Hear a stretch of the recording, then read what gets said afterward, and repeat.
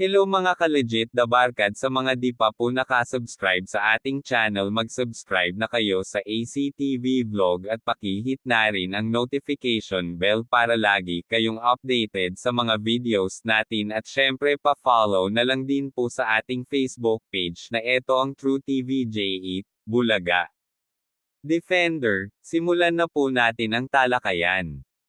Hello mga Dabarkads, kamusta po sa inyo? Ito po ang True TV J8 Bulaga Defender. Ayan, so ito na po yung AGP Nielsen ng February 7, 2024, Wednesday.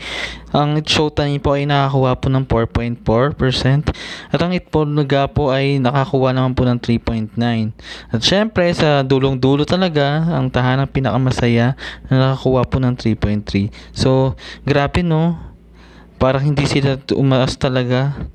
Ang showtime lang tsaka Itbulaga talaga yung naglalaban sa pagdating sa noontime show. Grabe naman sila. Uy.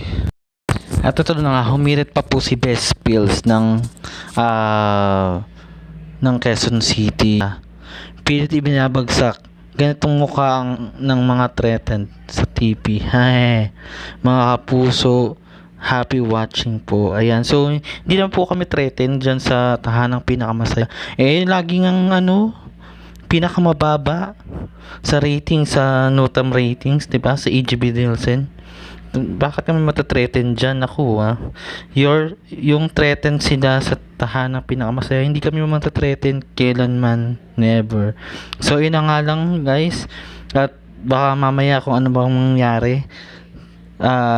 Please follow and subscribe sa aming YouTube channel na ACTV Vlog. Ayan. So, pati sa Facebook po namin na ito ang True TV J8 Bulaga Defender. So, marami pong salamat. Thank you.